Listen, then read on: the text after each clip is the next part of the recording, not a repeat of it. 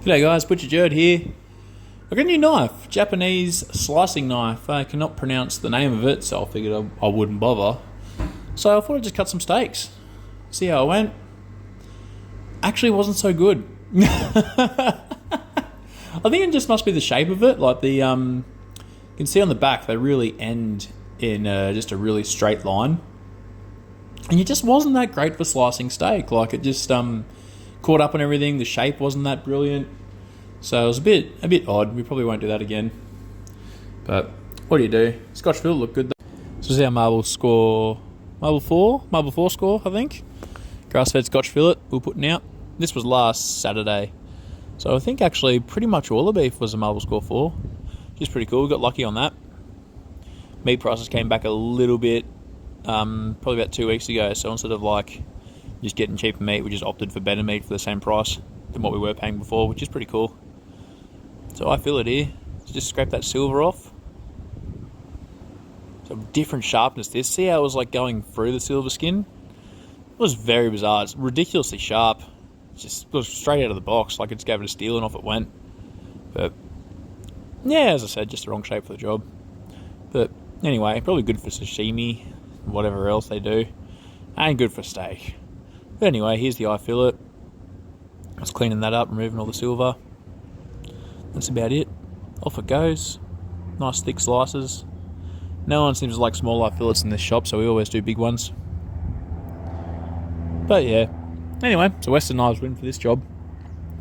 But I did get a little Japanese boning knife, which is absolutely awesome. I got a French boning knife too. I got a few things, probably five different knives. I seem to do that maybe once every 2 years. I'll lash out, get a few knives, and hopefully 1 or 2 come good. But yeah, I was pretty surprised. I was hoping this big Japanese steak knife would be the thing for me. But back to the Tramontina, you just can't kill those things. A Brazilian steak knife, they're just so good.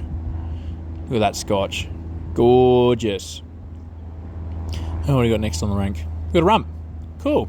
So for us, we use roast beef, which is actually ROSSB-I-F-F. It's actually what the cut's called, so it's the centre cut rump. I was calling it roast beef for years until I realised I was wrong. It's actually roast beef. But anyway, there you go. So we clean up all the underside of that, remove all the crap. And that's pretty much it with this one. It's a nice easy cut. You just got to face it and off you go. I did do a whole rump video a while back, so you can see how you sort of prep this from a whole D-rump, how to take it off the bone and everything like that. So you face that and then just nice thick slices. This knife really struggled for this job. Just the wrong angle, like because the blade's so straight, just didn't work at all.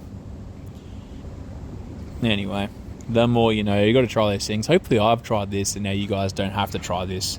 That's the plan, so don't spend like $300 on a Japanese knife for steak like a chef. Generally it's a chef thing to do, but I figured I'd do it.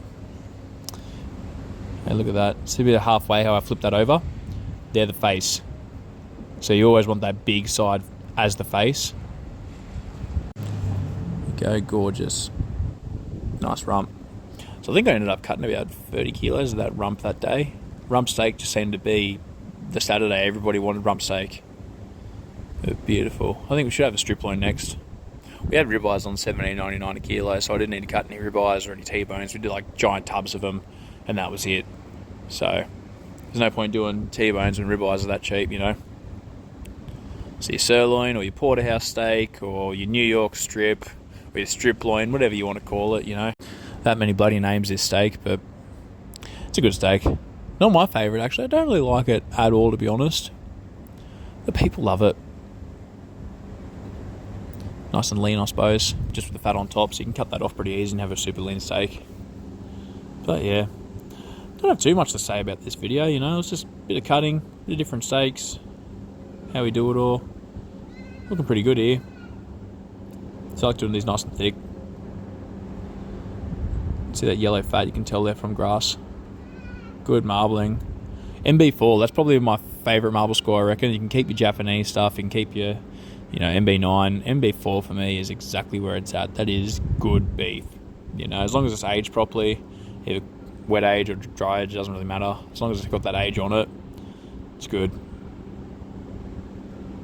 I pretty much red carded this knife after this. It's going home to go live as a kitchen knife. But yeah.